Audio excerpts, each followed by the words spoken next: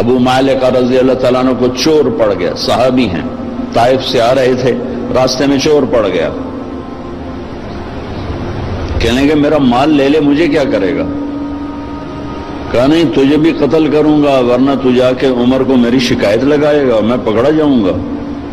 کہنے کہ پھر 2 رکعت تو پڑھنے دے، آخری نماز کا پڑھ لے، نماز سے کیا ہوتا ہے؟ نماز سے کیا ہوتا ہے؟ نماز پڑھی، 2 نفل پڑھے، یا ودود یا ذا العرش المجید یا فعالا لما یرید۔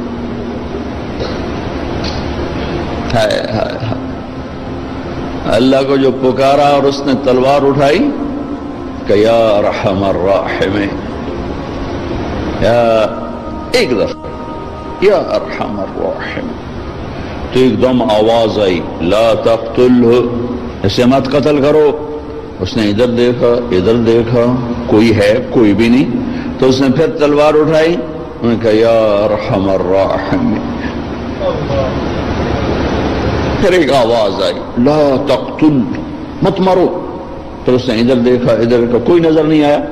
پھر انہوں نے تلوار اٹھائی کہ یا ارحم الراحمین۔ تو ایک دم ایک سوار ظاہر ہوا گھوڑے پر، اس کے ہاتھ میں نیزہ تھا، تو اس نے آتے ہی سیدھا اس کے سینے کے پار کیا، وہ چور گرا اور اس کے جسم کو آگ لگی، راکھ بن گئی۔ ابو مالک رضی اللہ تعالیٰ عنہ فرمانے لگے میرے بھائی کون ہو؟ اللہ نے میری مدد کی تیرے ذریعے سے۔ یہ نہیں کہا کہ تو نے میری مدد کی، کہا اللہ نے میری مدد کی تیرے ذریعے سے۔ تو انہوں نے فرمایا ارے میرے دوست، جب تو نے اللہ کو پکارا فَكَانَتْ لِأَبْوَابِ السَّمَاءِ قَعْقَعًا، جب تو نے کہا یا ودود یا ذا العرش المجید، جب تو نے یا ارحم الراحمین کہا تو 7 آسمان کے دروازے لرز اٹھے، کانپ اٹھے۔ جب تم نے دوبارہ پکارا تو آسمان کے فرشتوں میں چیخ و پکار مچ گئی۔ جب تم نے تیسری دفعہ پکارا تو میرے اللہ نے کہا کون ہے میرے بندے کی مدد کے لیے تیار؟ تو میں نے عرض کی یا اللہ میں تیار ہوں، کہ میں 7ویں آسمان کا فرشتہ ہوں۔ جب اس نے پہلی دفعہ تم پہ تلوار اٹھائی تو میں نے 7ویں آسمان سے پکارا لا تقتل، مت مارنا۔ جب اس نے دوسری دفعہ تلوار اٹھائی تو میں پہلے آسمان پہ پہنچ چکا تھا اور میں نے کہا لا تقتل، مت مارنا۔ اور جب اس نے تیسری دفعہ تلوار اٹھائی تو میں تیری مدد کو پہنچ چکا تھا۔ اور جو بھی اللہ کو ایسے پکارے گا اللہ اس کی مدد کو آئے گا۔ ایک آدمی نے دروازے کھلوا لیے، 50 لاکھ آدمی دروازے کیوں نہیں کھل رہے؟ او بھائیو، ایک ہو پکارنے والا، عرش ہل جاتا ہے۔ یہاں 1 کروڑ پکار رہے ہیں،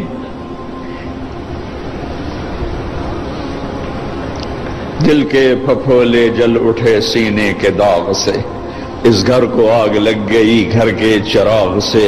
حکومتوں کو گلہ نہ دو، سیاستدانوں کو گلہ نہ دو، فوج پولیس کو گلہ نہ دو، یہ دیکھو ہمیں اور اب کیا کر رہے ہیں۔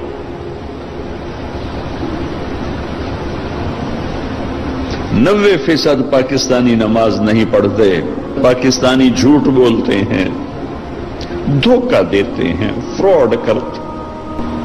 پہلے ہم نے اپنی عزتوں کو نیلام کیا، پھر غیروں نے منڈیاں لگا لی۔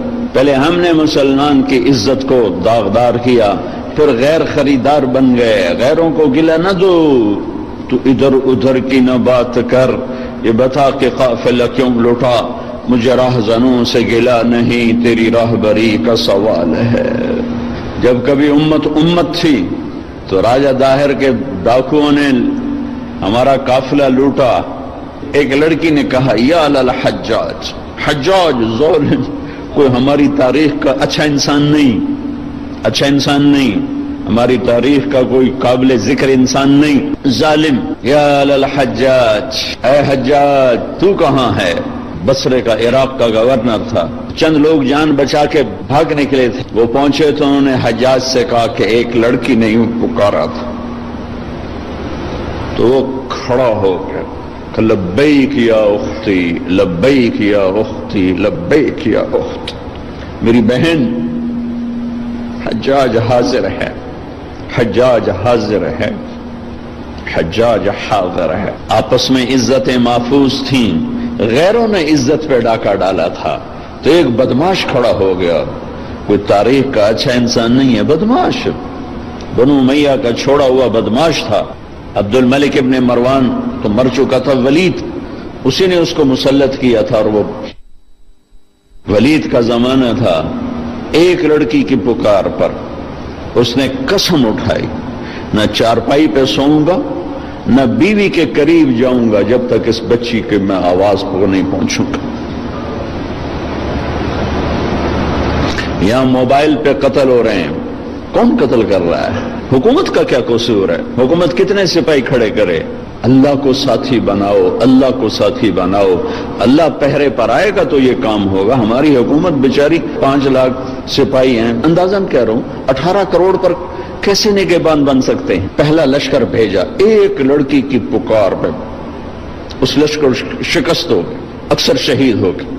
پھر دوسرا لشکر بھیجا، مکران میں ان کو بھی شکست ہو گئی، وہ بھی شہید ہو گئے، تھوڑے سے بچے. تیسرے لشکر کے لیے ولید بن عبد الملک نے اجازت نہ دی، کہا میں نہیں اجازت دیتا، اتنا تو نے میرا نقصان کر دیا. 2 لشکر تباہ کر دیے ایک بچی کے پیچھے. حجاج نے کہا کہ مجھے برائے مہربانی اس دفعہ آپ اجازت دے دیں، جتنا خرچہ میں خزانے سے لوں گا اس سے دگنا میں خزانے میں واپس کروں گا. تو پھر دوبارہ 4000 کا لشکر تیار کیا اور محمد بن قاسم اپنے بھتیجے کو امیر بنایا، 17 سال کا نوجوان، اور اس کو روانہ کیا. اور اللہ نے اس کے ذریعے سے محمد بن قاسم میرے ضلع ملتان تک داخل ہوا. 92 ہجری میں ملتان میں داخل ہوا اور مکران سے ملتان تک 1 لاکھ انسانوں نے کلمہ پڑھا. اس کے خلوص پر، اس کے اخلاق پر، اس کے ایمان پر. ایک بچی کی فریاد پر حجاج جیسا تڑپ اٹھا تھا. آج کروڑوں بچیوں کی فریاد ہے، لیکن مصیبت یہ ہے کہ ان کروڑوں کی عزتوں سے کھیلنے والے یہودی نہیں ہیں، مسلمان ہیں. تم اللہ کے قانون سے ٹکراتے ہو، پھر کہتے ہو اللہ ہماری مدد نہیں کرتا. اللہ کدھر؟ اللہ تو ہے. نحن اقرب الیہ من حبل الورید، ہم تیری شارک سے زیادہ قریب ہیں، پر تو جاری تو لگا. ممبر نے بھی آگ برسائی ہے، ممبر نے بھی نفرت کو پھیلایا. یہ جگہ تو محبتوں کے بانٹنے کی تھی، محبتوں کو تقسیم کرنے کی تھی، لیکن ہم محروم ہو گئے. محروم، کوئی محرومی ایک طرح کی نہیں آئی. جس ممبر نے دلوں کو کھینچنا تھا، جس ممبر نے امت کو جوڑنا تھا، جس ممبر نے کالے اور گورے کو جوڑا. میرے نبی کے آخری جملہ ہے خطبہ عرفات کا، لا ترجعوا بعدی کفارا یضرب بعضکم رقاب بعض. میرے بعد کافر نہ ہو جانا، ایک دوسرے کی گردن کاٹتے پھرنا. اور سننا ولا تسودوا وجهي يوم القيامة، قیامت کے دن مجھے شرمندہ نہ کرنا اللہ کے ساتھ. کلاس کے بچے فیل ہو جائیں تو استاد شرمندہ ہو رہا ہوتا ہے، چاہے استاد نے پوری محنت کی ہو، شرمندہ ہو رہا ہوتا ہے کہ میری کلاس فیل ہو گئی. اگر آج کوئی مسلمان ہے ہی نہیں، میرے نزدیک آپ کافر، آپ کے نزدیک میں کافر، ان کے نزدیک وہ کافر، ان کے نزدیک وہ کافر، تو پھر مسلمان ہے کون؟ اگر یہ سارے ہی کافر ہیں تو میرے نبی کہہ رہے ہیں لا تسودوا وجهي يوم القيامة، دیکھو مجھے قیامت کے دن شرمندہ نہ کرنا، رسوا نہ کرنا. میں یہود کا گلہ کیا کروں کہ وہ ہمارے گلے کاٹ رہے ہیں، میں ان کا کیا کروں جو روز کراچی میں لاشیں گرا رہے ہیں. وہ یہودی ہیں جو پنجاب میں لاشیں گرا رہے ہیں، جو سرحد میں لاشیں گرا رہے ہیں، جو سندھ میں لاشیں گرا رہے ہیں، جو بیویوں کے منہ پہ تیزاب پھینک کے انہیں دردناک عذاب میں مبتلا کر رہے ہیں. یہ یہودی ہے؟ عیسائی ہے؟ جہیز نہ لانے پر بچی کو جلا رہے ہیں، یہ یہودی ہے؟ بیٹی پیدا ہونے پر اس کے منہ پہ تیزاب. پڑھو اخبار کی خبریں. میرے اپنے علاقے کا واقعہ، خاتون آئی، چہرہ جلا ہوا، دیکھا نہیں جا رہا تھا، بیٹے کا بھی اس کا. کیا ہوا؟ کہا یہ میرے مرد میرے اتنے تیزاب سٹ چھڑے. مرد ہمارے یہاں خامد کو کہتے. یہ تیزاب ڈالنے والا یہودی تھا. پہلے ہماری نسل کو مسلمان نے کاٹا پھر غیروں نے کاٹا. پہلے مسلمان نے مسلمان کو لوٹا پھر غیروں نے لوٹا. پہلے مسلمان نے مسلمان کے گھر جلائے پھر غیروں نے جلائے. پہلے مسلمان نے مسلمان کی عزتوں کو اور پگڑیوں کو اچھالا پھر غیروں نے اچھالا. پہلے مسلمان نے مسلمان کے مال پہ ڈھاکے ڈالے پھر غیروں نے ڈھاکے ڈالے. پہلے مسلمان نے مسلمانوں کے بچے ذبح کیے. معصوم بچے اٹھا کے ذبح کر کے گلی میں پھینک جاتے ہیں, بوریوں میں بند کر کے پھینک جاتے ہیں. یہ اسرائیل کے یہودی ہیں؟ کون ہیں؟ کہاں سے آئے ہیں؟ حرم شریف کے اندر جیبیں کاٹتے ہیں. عیسائی ہیں, سکھ ہیں. سارے شہروں میں عزتیں نیلام ہیں. یہ اڈے کون چلا رہا ہے؟ یہ شراب کے اڈے, یہ زنا کے اڈے کون چلا رہا ہے؟ یا ایھا الذین آمنوا انما الخمر والمیسر والازلام والانصاب رجس من عمل الشیطان فاجتنبوه لعلکم تفلحون.